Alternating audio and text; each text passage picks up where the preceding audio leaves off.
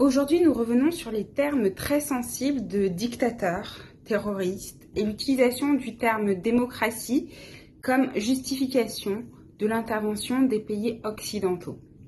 Avec, pour dernière intervention en date, le kidnapping du président du Venezuela, Nicolás Maduro, par les États-Unis sous prétexte justement que c'était un dictateur. Contrairement à ce que suggère son usage médiatique effréné, le terme dictateur n'a aucune définition juridiquement contraignante au niveau de l'ONU ou de l'Union européenne. Il s'agit d'un terme qui est politique, descriptif et subjectif. La situation économique du Venezuela est très difficile, c'est vrai. Cela étant, cette situation a été amplifiée par les sanctions économiques, notamment américaines, depuis 2006. Et malgré cela, le gouvernement de Maduro a, en 2025, l'un des meilleurs taux de croissance des pays d'Amérique latine, selon la Banque centrale du Venezuela et les chiffres qui nous sont donnés. Et cela grâce notamment au commerce avec d'autres pays qui a été développé, donc notamment la Chine.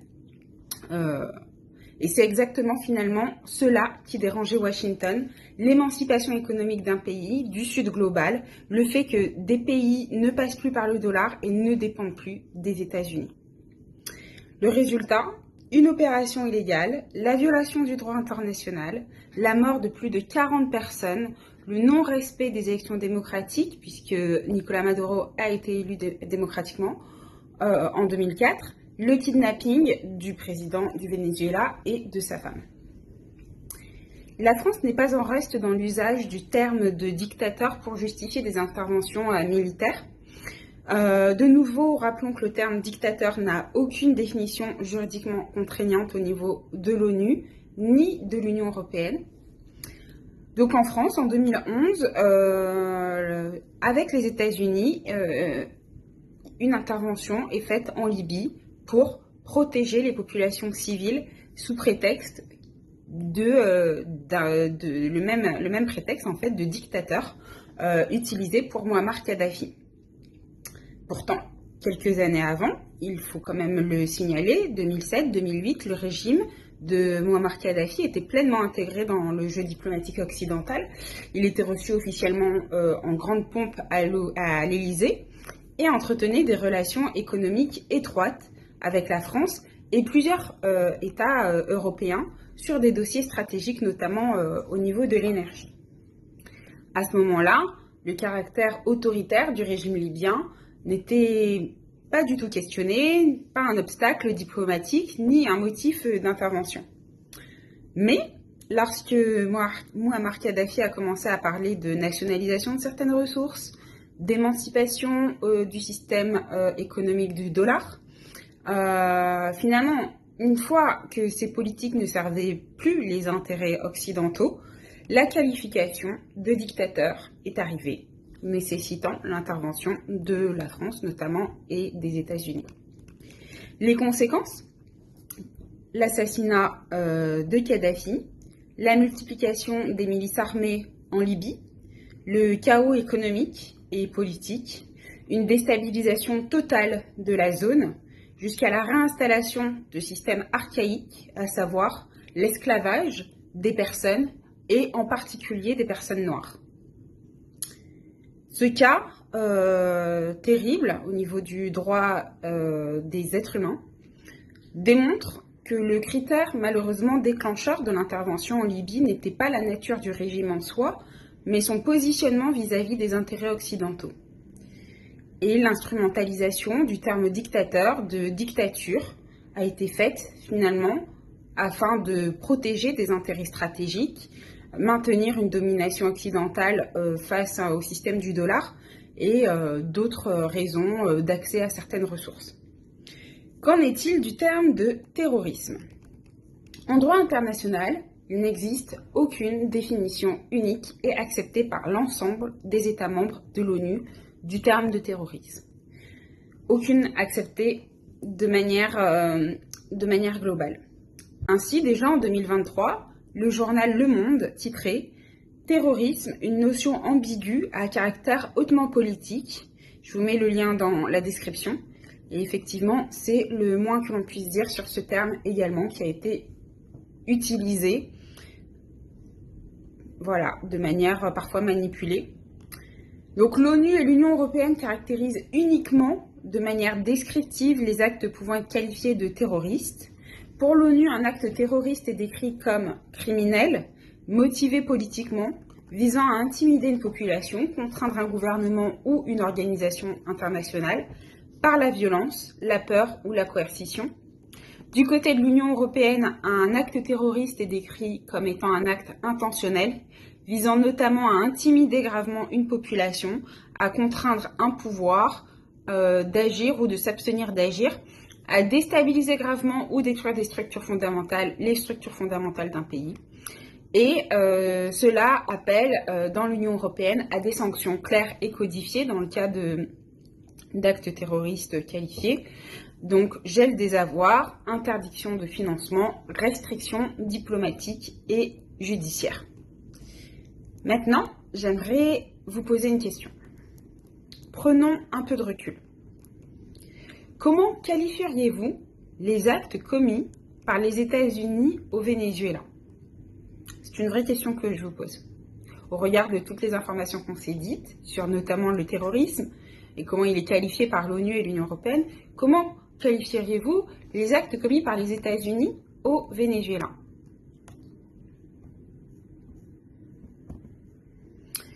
Regardons objectivement les faits.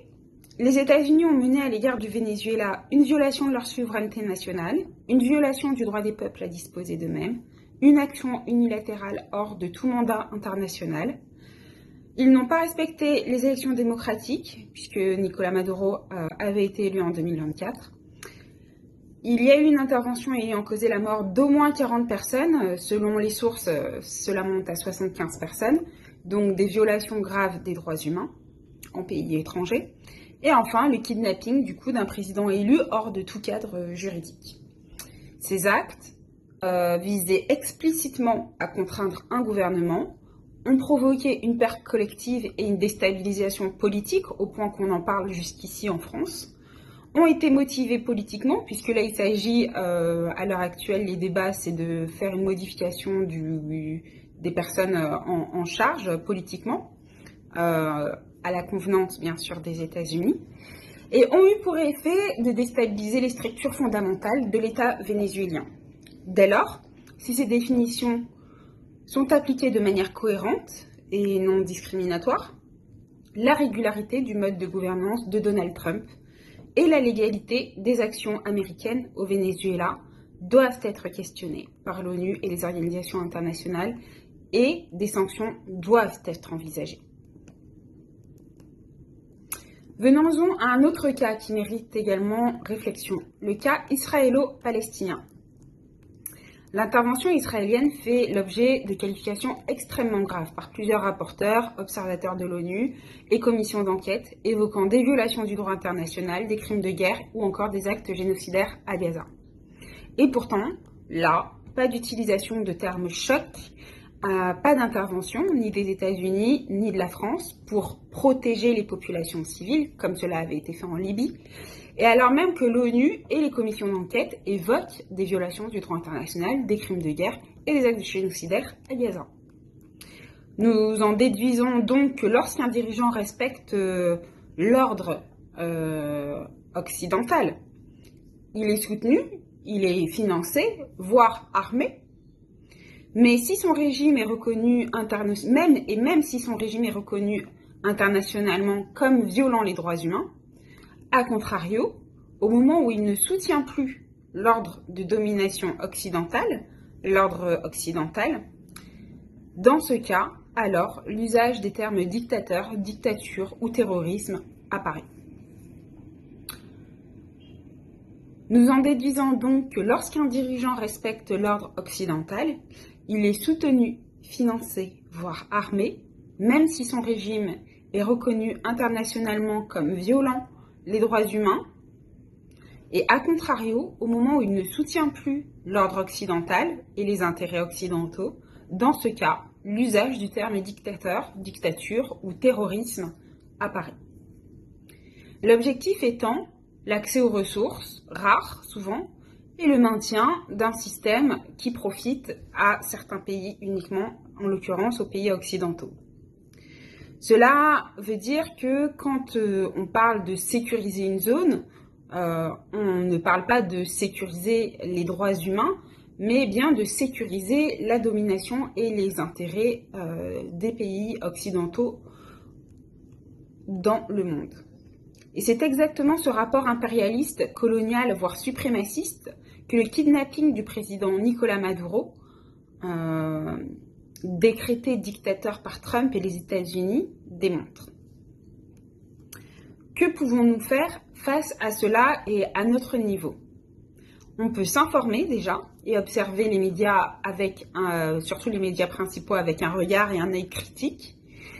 Nous pouvons boycotter les entreprises directement liées au complexe militaro-industriel, mais aussi toute entreprise qui bénéficie d'extraction néocoloniale, par exemple Apple, qui s'approvisionne en ressources rares au Congo à des prix dérisoires et qui ne respecte pas les droits humains, pour privilégier justement des secondes mains et tout en restant alerte justement des technologies qui sont produites en respectant les droits des peuples.